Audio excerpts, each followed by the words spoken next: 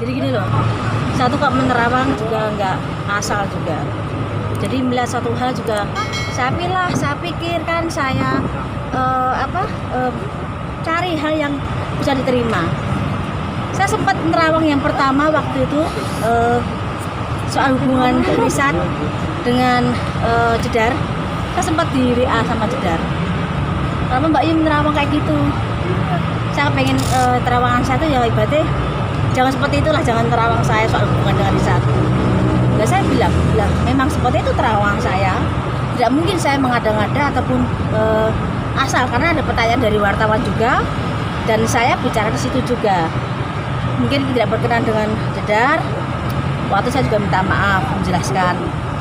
Dan di 2019 saya sempat syuting bareng juga. Di beberapa terawangan juga, kesekian kali saya terakhir 2019 di Insta Story bahwa hubungan itu tidak akan seimbang.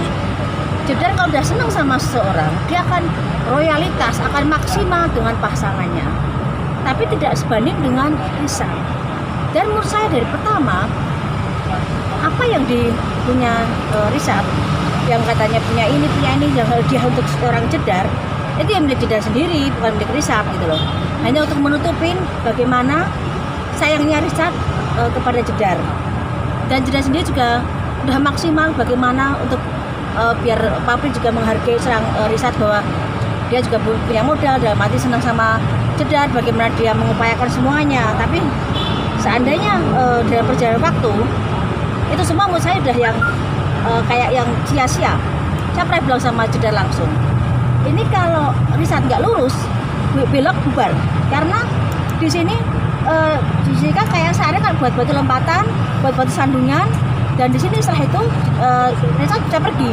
Karena fokus dari pertama tuh tidak ada pernikahan, hanya untuk berteman serius, ya cuman seneng-senengan aja, nggak akan pernikahan. Tapi kalau sekarang bubar, ya kasihan Jedar ya udah maksimal mengupayakan hubungan dengan Risat.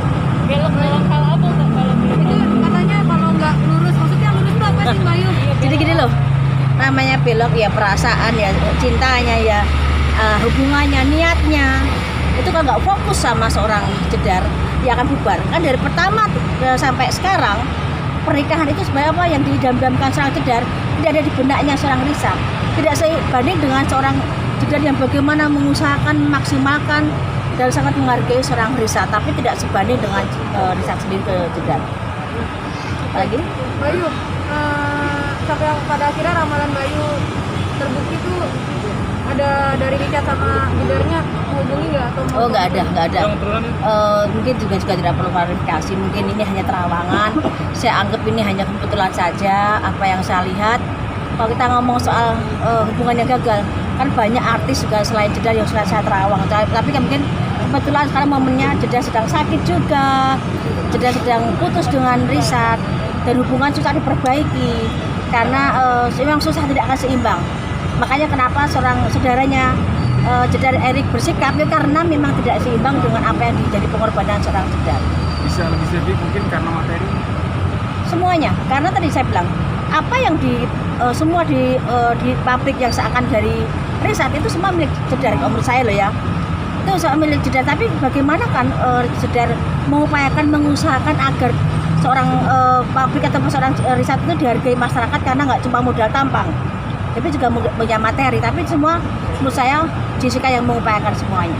Tapi pada akhirnya Mbak Yu melihat kedepannya seperti apa nih hubungan keduanya? Akan Ya, bisa kembali lagi seperti semula? Kalaupun harapan saya sebagai manusia, siapapun jodohnya Jedar yang terbaik saja, yang bisa mengerti kekurangan dan kelebihannya Jedar, karena kondisi kesehatan Jedar sekarang lagi menurun dan tidak bagus. Kasihan dengan banyak beban yang luar biasa ini, dan kalaupun kedepannya bisa bubar jatuh lagi, tidak akan. Kasihan Jedarnya, tapi lebih jungkir balik lagi terhadap seorang Risat. Jadi dari pertemuan Mbak Yu memang mereka tidak bisa bersatu? Tidak bisa bersatu.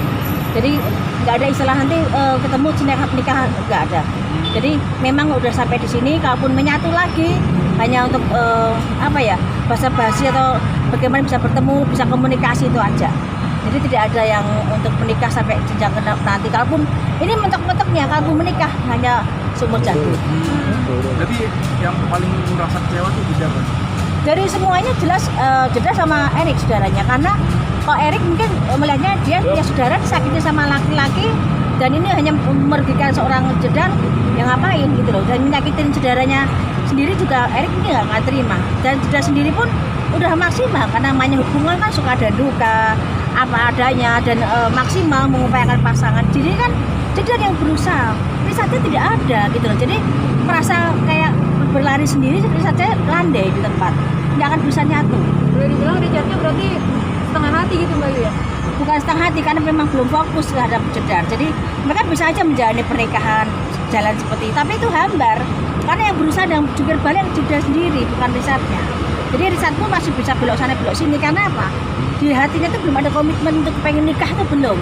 Jadi kalaupun kepengen nikah ya jalani aja, kepengen nikah seperti apa nantinya, tapi belum punya sifat yang niatnya itu untuk menikah dan menyenangkan dan membahagiakan seorang Jedar tuh belum bisa sejauh itu.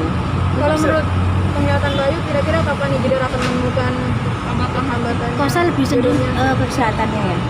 Kalau kesehatannya nanti kan juga ibaratnya, saya nggak mau bicara di sini namanya orang sedang sakit bagaimana kedepannya, tapi saya hanya pengen memberi support bahwa Jedar harus bisa berumur panjang, Jedar harus bisa sehat, harus bisa menanggulangi sakitnya.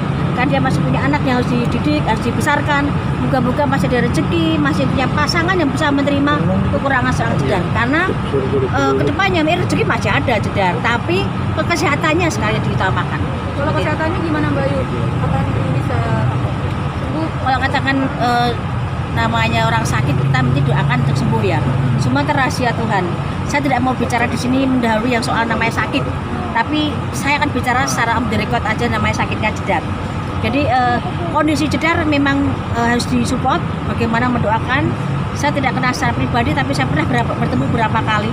Moga-moga diangkat sakitnya untuk jadi kebaikan, kesehatan, dan melupakan masa lalu dengan Richard untuk lebih fokus. Karena semakin banyak pikiran, sakitnya itu mempengaruhi loh. Jadi di sini Jedar harus benar-benar fokus ke kesehatan dan anaknya. Berarti sekarang Picunya itu sakitnya apa? Pikiran ya Mbak Ayu? Kalau ini mungkin bakteri atau virus saya tidak tahu ya, kurang jelas. Tapi biasanya akan sakit apapun itu akan diperhambat, dipersulit atau lebih berat karena banyak pikiran. Seperti itu. Jadi menanggulangi sakitnya bagaimana? Menanggulangi dulu masalahnya, menanggulangi dulu legowonya, hatinya, ikhlasnya, baru dia bisa fokus ke tempatnya sakitnya. Karena dia juga sakit hati, berkecamuk dengan sakit, ketakutan, itu semua jadi satu gitu loh. Jadi Jedar sendiri tidak nyaman dengan kondisi yang sakitnya sekarang ini. berarti kondisi Jedar sendiri kesehatan mengganggu hubungannya nggak sih sebenarnya Mbak Ayu? Itu sangat mengganggu. Jedar sendiri jadi tidak percaya diri, tapi kan Jedar dikelilingi saudara yang baik, bagaimana punya keluarga yang baik, dia mengupayakan sakitnya biar sembuh. Tapi kan ini sebagai manusia kan bagaimana mengusahakan biar Jedar juga sembuh dan dia protek dirinya sendiri untuk bisa bagaimana sakitnya itu mereda ataupun hilang. Walaupun itu perlu waktu dan tidak gampang, tapi sebagai manusia semoga ini jadi keajaiban buat Jedar. Jangan lupa subscribe, tekan tanda lonceng,